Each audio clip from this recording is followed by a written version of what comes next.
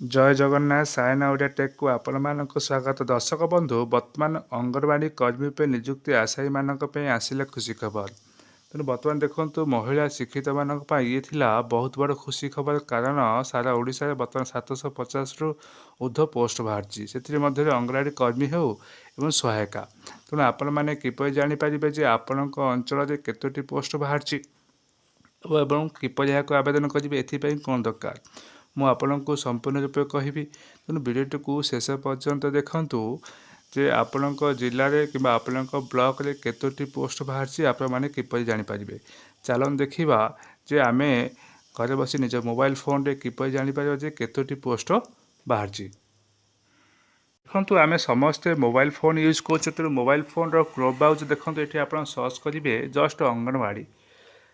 ଆପଣ ଅଙ୍ଗନବାଡ଼ି ସର୍ଚ୍ଚ କଲେ ଦେଖନ୍ତୁ ହୋମ୍ ପେଜ୍ଟି ଆସିବ। ଏହିପରି ଗୋଟେ ପ୍ରଥମ ଅପସନ୍ଟି ଆସିଲା, ଏଠି ଆପଣ କ୍ଲିକ୍ କରିବେ। ଦେଖନ୍ତୁ, କ୍ଲିକ୍ କଲା ପରେ କିଛି ସମୟ ୱେଟ୍ କରିବେ। ତ ଆପଣମାନେ ଏହିପରି ଗୋଟେ ଅପସନ୍ ଆସିବ, ଏହିପରି ଗୋଟେ ଇଣ୍ଟରଫେସ୍ ଆସିବ। ତାପରେ ଦେଖନ୍ତୁ, ଏଠି ରହିଛି ଏଠି ଡିଷ୍ଟ୍ରିକ୍ଟ ବା ନିଜ ଜିଲ୍ଲା ଅନୁସାରେ ଏଠି ଆପଣ ଦେଖିପାରିବେ ଯେ କେତୋଟି ପୋଷ୍ଟ ବାହାରିଛି ଏବଂ କେଉଁ ପୋଷ୍ଟ ଏଠି ବାହାରିଛି ଆପଣ ଜାଣିପାରିବେ। ଦେଖନ୍ତୁ, ଆପଣଙ୍କ ଯେଉଁ ଜିଲ୍ଲା ସେଇ ସର୍ଚ୍ଚ କରିବେ। ସପୋଜ୍ ମୁଁ ଏଠି ଦେଖନ୍ତୁ, ଏଠି ଗଞ୍ଜାମକୁ ଡିଷ୍ଟ୍ରିକ୍ଟ ଚୁଜ୍ କଲି। ତାପରେ ଦେଖନ୍ତୁ ଏଠି କେଉଁ ପୋଷ୍ଟ, ଏଠି ୱାର୍କର ହେଲ୍ପର ପୋଷ୍ଟ ବାହାରିଛି। ସପୋଜ୍ ମୁଁ ଏଠି ହେଲ୍ପର ପୋଷ୍ଟକୁ ଚୁଜ୍ କଲି। ତାପରେ ଏଠି ସର୍ଚ୍ଚ ଅପସନ୍ ଦେଇଛି, ଏହି ସର୍ଚ୍ଚ ଅପସନ୍ରେ ମୁଁ କ୍ଲିକ୍ କଲି।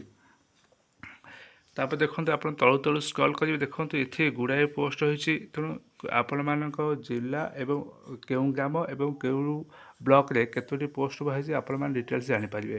ଫର୍ ଏକ୍ଜାମ୍ପଲ୍ ଦେଖନ୍ତୁ, ଏଠି ଦେଇଛି ଗୋଟେ ଯେ ଧୋବାଡ଼ି ବା ଏଠି ଗଞ୍ଜାମ ଡିଷ୍ଟ୍ରିକ୍ଟ, ଇଏ ହେଉଛି ହିଞ୍ଜିଳିକାଟୁ ବ୍ଲକରେ ଯାଉଛି। ତ ବର୍ତ୍ତମାନ 4 ତାରିଖରୁ ଆବେଦନ ଷ୍ଟାର୍ଟ ହେଇଛି ଏବଂ 18 ରହିଛି ଲାଷ୍ଟ ଡେଟ୍। ତେଣୁ ଆପଣମାନେ ଆପଣଙ୍କ ଡିଷ୍ଟ୍ରିକ୍ଟରେ ଏବଂ ଆପଣଙ୍କ ବ୍ଲକରେ ଆପଣଙ୍କ ଗ୍ରାମରେ କେତୋଟି ପୋଷ୍ଟ ବାହାରିଛି ଆପଣମାନେ ଏହିପରି ଡିଟେଲ୍ସ ଜାଣିପାରିବେ। ତ କିପରି ଏହାକୁ ଆବେଦନ କରିବେ, ତେଣୁ ଆମ ଚ୍ୟାନେଲକୁ ସବସ୍କ୍ରାଇବ୍ କରନ୍ତୁ। ମୁଁ ଗୋଟେ ଭିଡ଼ିଓ କରିଛି, ସେଠି ଦେଖିପାରିବେ ଆପଣମାନେ ଷ୍ଟେପ୍ ବାଇ ଷ୍ଟେପ୍ କିପରି ଆବେଦନ କରିବେ। ଦେଖନ୍ତୁ, ଏଠି ବି ଅପସନ୍ ରହିଛି ଆପ୍ଲାଏ ନାଓ। ଏହି ଅପସନ୍କୁ କ୍ଲିକ୍ କରି ମଧ୍ୟ ଆପଣମାନେ ଜାଣିପାରିବେ କିପରି ଷ୍ଟେପ୍ ବାଇ ଷ୍ଟେପ୍ ଆବେଦନ କରିବେ।